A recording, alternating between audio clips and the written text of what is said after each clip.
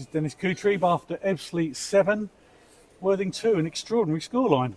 Yeah, 9 goals in one game. I don't know, you won't see it often. So happy for the fans. It was a great turnout again this night. You could see it was the last Tuesday night game in the league. So it was a good outcome. Congratulations to the fans that they turned up in numbers again, tried to support us very early in the game where we needed it. And as soon as we scored the first goal, I think we had everything under control and dominated the game.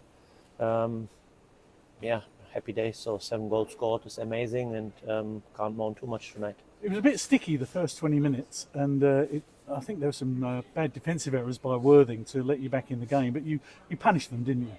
Yeah, but that's what we prepared during or after the Saturday game. We showed them video clips, and you can see when you watch the conceded goals from them, it's not every game, but very, very often easy, simple mistakes playing out from the back, and they got punished. We showed them clips from Oxford, showed them clips from other games, St Albans, for example. So this is happening consistently. Chippenham, as we saw, where we showed them as well. So this is we were prepared for this one, and we said regardless what happens, they are very good. They are a very, very good side. It might be the case that they score 2 goals. It might be the case that they score 3 goals because they're really good going forward. But we have to be aware we can be very, very quick back in the game when we just punish the mistakes, and that's what we have done outstanding. And yeah, so I don't know, 13 goals against a playoff contender in 2 games is more than amazing. Yeah. When you beat them 6-0 down there, did you ever expect to get 6-7 when you played them again at home? I like the 6-0 more than the 7-2 today, just because we had a clean sheet and we played much better the first game than today. But as I said, as soon as we had the one foot in the game, we dominated them in big parts. And you see, they normally play on the floor, and they couldn't play on the floor because it was just not possible. And so they tried to hurt us in behind. They had a few occasions because you can't defend everything. But I think from the defensive point of view, the defensive display and the tactical approach today from our boys was really outstanding. The playoff picture that Worthing are in is looking a bit complicated, with sides dropping points, sides getting wins and defeats all over the place. You don't really want to be a part of that, do you? No, 100% not. So that's why I always say, like, we need to look at us and we need to make sure that we get our wins, because you can see it's so packed. There are so many teams with 60, 61, 59 points, and everyone wants to be in the playoffs and everyone will fight hard. So Tonbridge got a win today again, so they're a little bit closer again to the playoffs. They definitely try to get a win on Saturday against us, where we have to be prepared, where we have to be ready. So fortunately, we have 1 day more from today. So Tuesday, Saturday is always 1 day more than Saturday, Tuesday. So this gives us 1 day more to prepare, and we will definitely be ready, because season's not over, and we just need to make sure that we take the next one off. And Saturday is the next opportunity, and they hurt us here badly. We had, I don't know, dominated them maybe for 90 minutes, and they got a 2-1 win against us, and we try to get it right this Saturday, that they don't get 3 points against us. Nice feature tonight was 2 of your players scored their first goals for the club. Billy Clifford with one of them. I mean, it was good to see Billy Clifford getting forward tonight and showing how lethal he is around the box.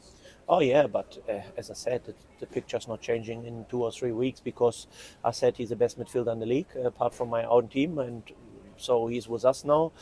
He's still struggling in times because he just needs to understand what we want to do, and this is no blame for him, because this just takes time, and we always try to throw him in whenever possible, and he's adapting very quick, and I'm so happy for him that he could score a goal, because he's not a natural goal scorer, but he will score goals because he will arrive in the right areas where he can score. And yeah, Omari Sterling was a long way coming, so this is obviously more relief for him than for Billy, because Billy's with us since, I don't know, 6-7 weeks, and Omari for the whole season. So he played, I don't know, maybe 35 games this season, or 34, I don't know how many, and finally could score his goal. And maybe it will give him the belief and the confidence to score a few more until the last kick of the season, because he always is able to score goals. And just looking forward to the next games. I think the fans were delighted that Omari scored tonight, because he puts so much work in every time he appears for the Fleet, and he doesn't seem to get the reward. But tonight, you know, he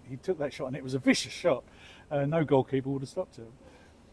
Yeah, I'm happy for him. The fans are happy for him because everyone can see his work rate, and that's good. But that's what it need to be. When you see Chapman on the other side, so he was a great assist for Billy, I think it was.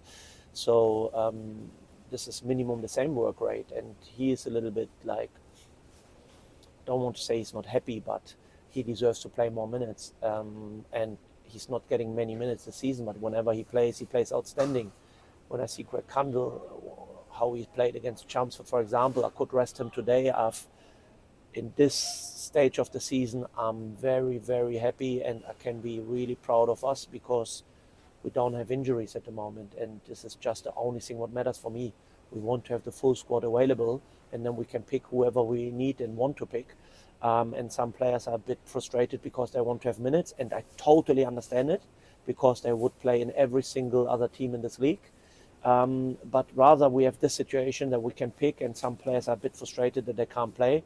Then we can't pick anyone, and you can see and hear so many other managers which are, I don't want to say moan, but I can't say the right word because I don't know it. But they have issues with injuries, and they just have a few players left which can play. So Jerry Gill from Bath, for example, is a good example. You're always saying like, oh, I've just 11 players left, 10 players left, 12 players left, or other managers as well. And this is exactly what we don't have, and we have just 9 games to go.